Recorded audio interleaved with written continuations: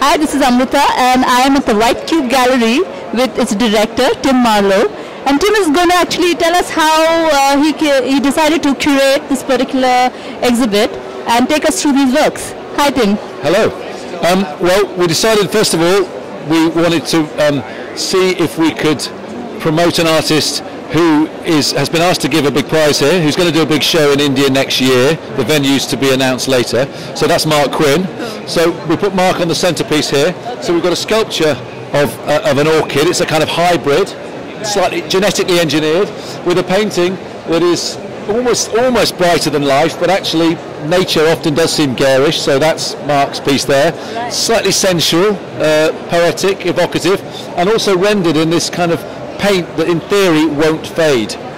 So it's the idea that when flowers are depicted, they often symbolise mortality. The idea is that these flowers will never fade. Round the corner,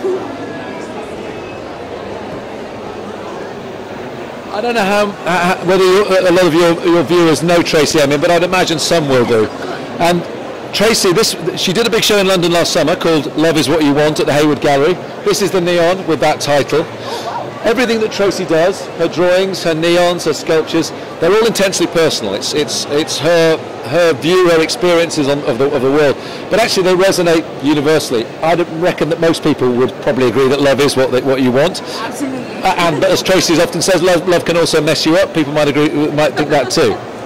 So that's Tracy, then there's Mark. Then here, this is Gary Hugh. Gary's a painter and a sculptor. I don't know if you can work out what that is, but I'm not going to tell you. You're going to have to just work it out from the visual shots. But Gary uses it. This is on aluminium, and this is household paint. But you see this kind of rich patterning, and they're kind of edges. They take a long time to produce, but they have this lovely, rich surface quality, and they kind of reflect back at you. But they show things in close up. And sometimes you think they're things from afar, but as I say, I'm not going to tell you what it is. I want people to come down and have a look at it. Little secret, Now, probably the art world's biggest name at the moment is Damien Hirst, and obviously we wanted to showcase Damien. So we've got 3 works of his on the stand. Do you want to go and have a look? Let's do that.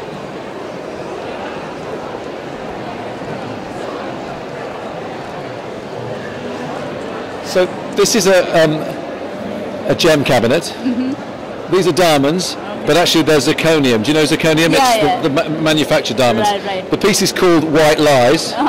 So, so you kind of understand what this is about. What you see, what you don't see, the surface of things, what seem to be beautiful, what are beautiful, but what they actually are. And Damien's whole, much of his art is about art, medicine, science, belief systems, and actually art for him is as much something that requires a leap of faith as religion or science, and you can't take it with you at the end.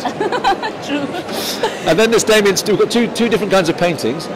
These are the spins, where actually they look as if he's really got down and dirty, but actually these are on a turntable that are just poured, so he's removed. Round the corner we've got one of his spot paintings,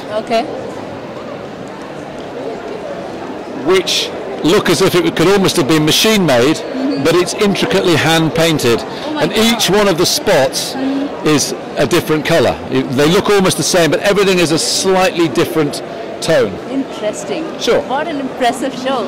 Indeed. And then finally, there's others, but the last thing I want to show you. Okay. Is this work by Anthony Gormley. Right. And he calls this a domain.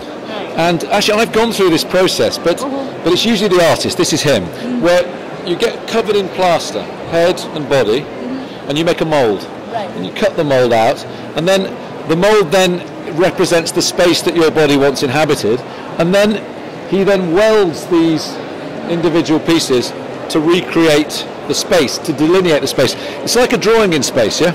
It's almost like a series of lines in space. And actually, even as we stand here, the art fair is great because the floor is slightly bouncy, so the piece has a kind of life. It responds to the people around it. I've never seen it quite do that as violently as that. It's probably you. It's probably India's cultural momentum. Yeah. we're so glad you're here this time. We're glad to be here. We're very excited about the prospect of being here and just seeing what's going on. I mean, I've been in Delhi for 6 hours. I stepped off a plane this morning, and I'm keen to get around the city, see what's happening. I'm keen to get around the fair to have a look. There seem to be some very interesting things happening here. Absolutely. So we'll catch you again here. And you'll have catch a us great again day. here. See you. Nice to see you. Nice to see you too. Bye. Bye.